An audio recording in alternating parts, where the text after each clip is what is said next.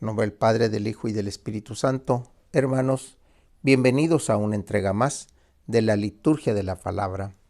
Hoy lunes 16 de enero del año 2022, lunes segundo del tiempo ordinario. El color litúrgico es verde, las lecturas corresponden al ciclo A y las oraciones de la misa por la Iglesia Universal. La antífona de entrada nos dice: Dios nos ha dado a conocer el misterio de su voluntad para hacer que todas las cosas, las del cielo y las de la tierra, tuvieran a Cristo por cabeza. La primera lectura la tomamos de la carta a los Hebreos, capítulo 5, versículos del 1 al 10. Hermanos, todo sumo sacerdote es un hombre escogido entre los hombres, y está constituido para intervenir en favor de ellos ante Dios, para ofrecer dones y sacrificios por los pecados. Él puede comprender a los ignorantes y extraviados, ya que él mismo está envuelto en debilidades. Por eso, así como debe ofrecer sacrificios por los pecados del pueblo, debe ofrecerlos también por los suyos propios. Nadie puede apropiarse ese honor, sino solo aquel que es llamado por Dios, como lo fue Aarón. De igual manera, Cristo no se confirió a sí mismo la dignidad de sumo sacerdote. Se la otorgó quien le había dicho: Tú eres mi hijo, yo te he engendrado hoy. Y como dice otro pasaje de la Escritura, tú eres sacerdote eterno, como Melquisedec. Precisamente por eso, Cristo, durante su vida mortal, ofreció oraciones y súplicas, con poderoso clamor y lágrimas, a aquel que podía liberarlo de la muerte, y fue escuchado por su piedad. A pesar de que era el Hijo, aprendió a obedecer padeciendo, y llegando a su perfección, se convirtió en la causa de la salvación eterna para todos los que lo obedecen, y fue proclamado por Dios sumo sacerdote como Melquisedec. Palabra de Dios. El salmo lo tomamos del Salmo 109, y el responsorio nos dice: Tú eres sacerdote para siempre. El Evangelio lo tomamos del evangelista Marcos, capítulo 2, versículos del 18 al 22. En una ocasión en que los discípulos de Juan el Bautista y los fariseos ayunaban, algunos de ellos se acercaron a Jesús y le preguntaron: ¿por qué los discípulos de Juan y los discípulos de los fariseos ayunan y los tuyos no? Jesús les contestó: ¿cómo van a ayunar los invitados a una boda, mientras el esposo está con ellos? Mientras está con ellos el esposo no pueden ayunar, pero llegará el día en que el esposo les será quitado, y entonces sí ayunarán. Nadie le pone un parche de tela nueva a un vestido viejo, porque el remiendo encoge y rompe la tela vieja y se hace peor la rotura. Nadie echa vino nuevo en odres viejos, porque el vino rompe los odres. Se perdería el vino y se echarían a perder los odres. A vino nuevo, odres nuevos. Palabra del Señor.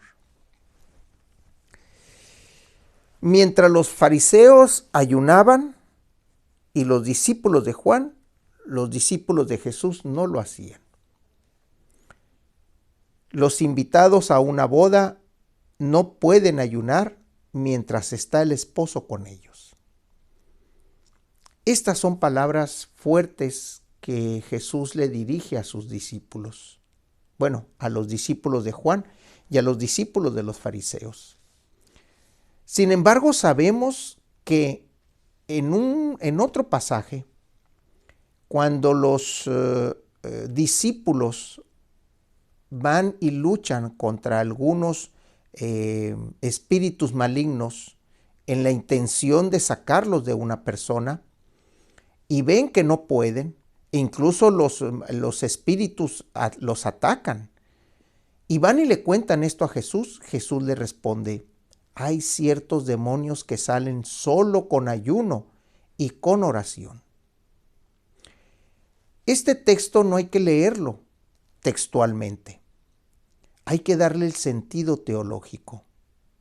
Los discípulos de Jesús, había momentos en que sí ayunaban porque Jesús lo hacía. Jesús los enseñó esa disciplina. Sin embargo, no ayunaban con la misma rigidez que lo hacían los otros. Tenían sus tiempos. Y la enseñanza que está abajo, la de odres nuevos y la del remiendo nuevo, habla de esa nueva disciplina que Jesús les viene a traer. Mientras que en la alianza o en la antigua alianza o en la ley de Moisés decía que era obligación ayunar, en la nueva no es obligación. Es obligación ya de conciencia, en el sentido en que nosotros nos vamos apropiando del Evangelio, o el Evangelio va penetrando en nosotros y le vamos dando ese sentido de vida a las palabras de Jesús. Entonces el ayuno se va convirtiendo no en algo obligatorio, sino en algo que se debe de ofrecer y en algo que se debe de hacer para poder purificar nuestra oración, nuestro cuerpo, nuestras intenciones, nuestro trabajo, vaya. El ayuno es una parte importante, pero el ayuno no nada más corresponde a los elementos del alimento. Corresponde a abstenerse de cosas, acciones, pensamientos, alimentos. Eso es a lo que corresponde el ayuno. Por eso este mensaje que manda Jesús abajo, donde dice, nadie pone un remiendo nuevo a un vestido viejo, habla de que el Evangelio no es 100% aplicable a la alianza antigua o al Antiguo Testamento, podríamos decirlo hoy. Porque el Antiguo Testamento está basado en la ley de Moisés y el Nuevo Testamento tiene base en la ley de Moisés, pero se basa en el amor al hermano, en el amor a Dios y no en el conjunto de ideas que tienen que salvar al pueblo. Esa es la diferencia. Por eso este vino nuevo, esta nueva manera de degustar el vino, que es el Evangelio, corresponde a odres nuevos porque hay que verlos con otra óptica. Y ya lo dice la primera carta. En la liturgia del día de hoy ya nos lo dice. Todo sumo sacerdote es un hombre escogido entre los hombres para intervenir a favor de ellos ante Dios.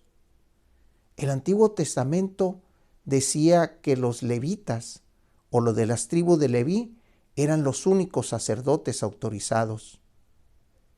Ellos son los que intervenían por el pueblo, los que ofrecían el sacrificio, los que hacían todo. Y aquí con Jesús habla de que todo hombre puede ser sacerdote porque todo hombre interviene a favor del hombre ante Dios. Ya lo vimos, aquellos 4 amigos que llevaban la camilla. ¿Y cómo es que intervienen, interceden y hacen todo lo posible por hacer que el paralítico llegue a presencia y la cercanía de Jesús? Jesús, según el texto, dice que sana al paralítico por la fe de esos 4 amigos que lo llevaban. Bueno, el texto no dice que sean amigos. El texto dice que iban 4 cargando la camilla. Pero aún así, hizo el favor en función a la fe de esos 4 que iban cargando la camilla.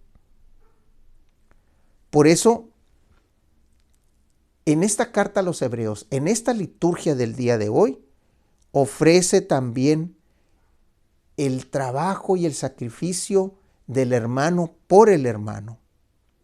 Por eso dice, Así como debes ofrecer sacrificios por los pecados del pueblo, debe ofrecerlos también por los suyos propios. Todos somos padecientes del pecado. En algún momento, en alguna distracción, todos volteamos los ojos a otro lado y los quitamos de manera momentánea a Dios. Y corremos el riesgo de quedar nuestra vista, nuestro corazón, nuestra mente en ese otro lugar.